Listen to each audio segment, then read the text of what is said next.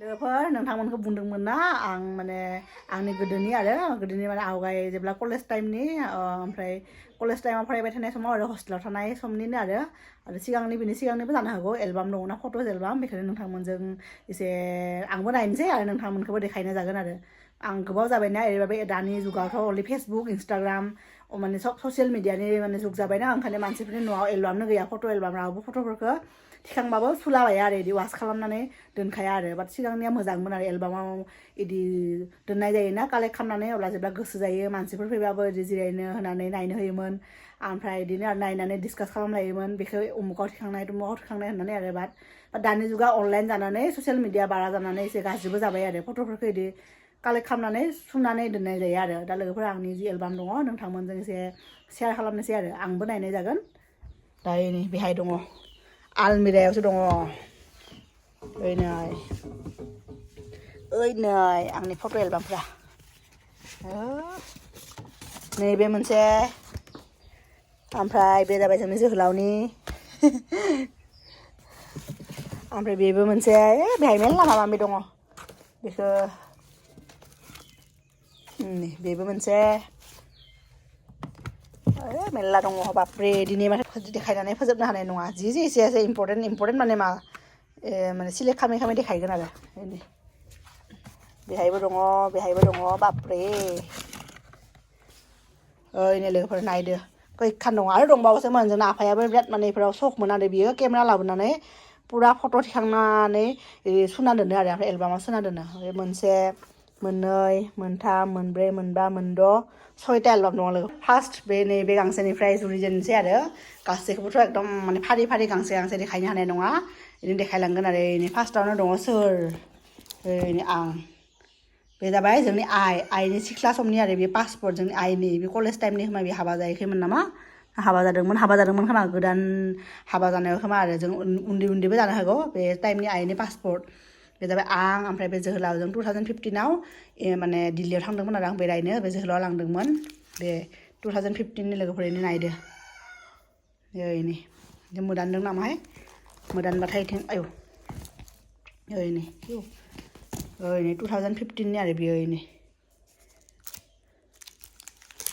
ओमफ्राय बेबो बेनो इण्डिया गेटआव थांनायनि आरो बे जोहोलाव गियान बिफा बे आं बे जाबाय मादै हिमसानि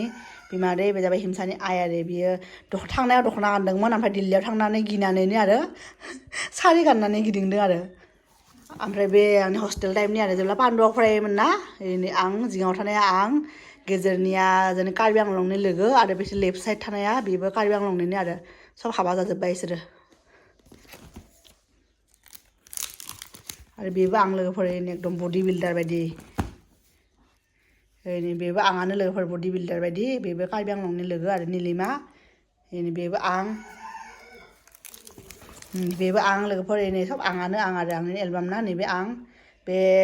सेकेन्ड इयारमोन डिग्रि सेकेन्ड इयारनि आरो पान्दुनि बेबो डिग्रि सेकेन्ड इयारनि नैबे आरो पान्दुनि आरो बेबो हस्टेल लाइफनिनो आरो हस्टेल टाइमनि बेबो हस्टेलाव थानाय समनिनो नैबेबो लोगो सासेजों गवालपारानि बेफोर सब हस्टेलनिनो आरो बे जाबाय शिलं बरापानियाव थांदोंमोन लोगोफोर बे जाबाय आं ओमफ्राय बे जाबाय जोंनि सासे सिनियरमोन आरो माबानि बहानिमोनथाय बे धेमाजिनि दां सामुवेल ना सेमुवेल नाममोन आरो धेमाजिनि ओमफ्राय बे जाबाय आं आरो बरापानियाव आरो माइरं सौहैदोंमोन जोङो ओमफ्राय बे जाबाय आं हस्टेलाव ओमफ्राय बे जाबाय जोंनि तामुलपुरनि लोगो जोंसार हाबा जाबाय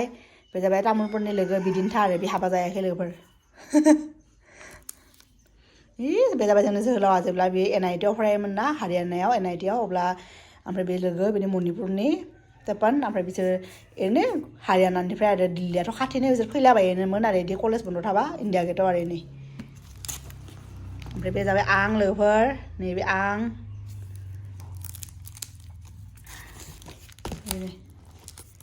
बे जाबाय जोंनि कार्बि आंलंनि बियो सिनियरमोन आब' खन्थाइ बे हाबा जाबाय बेबो आं बेबो जोंनि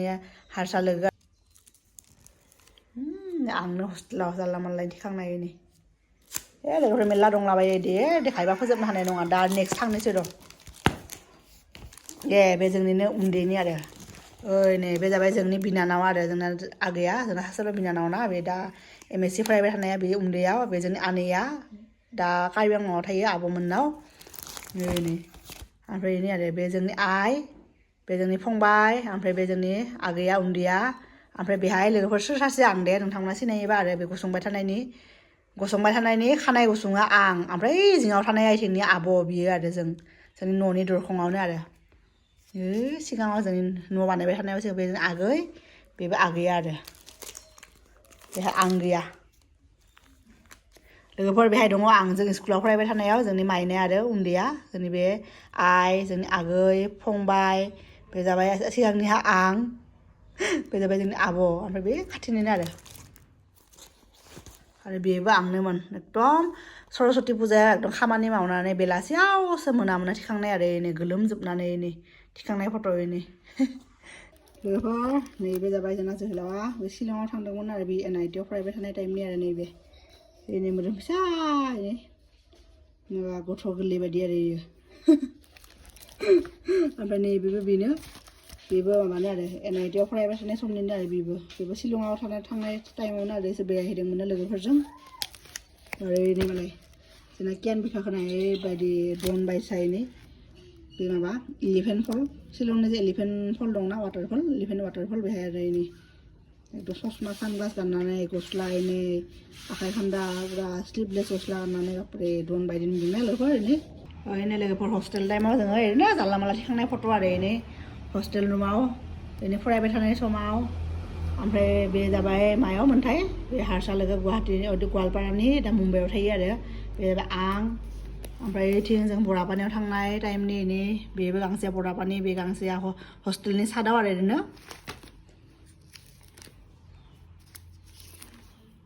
ओमफ्राय बेबो बरापानि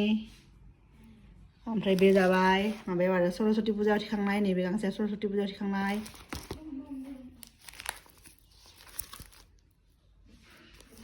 ओमफ्राय बे गांसेया जाबाय बर' प्रसादाव आरो बे जाबाय जोंनि माबामोन गसाइगावनि आरो जुनियर आंनि रुममेटमोन लाइमोन दा हाबा जाबाय बे जाबाय आं आरो बर' प्रसादाव थिखांनायमोन आरो बियो आइ सना आइ लोगोफोर एसे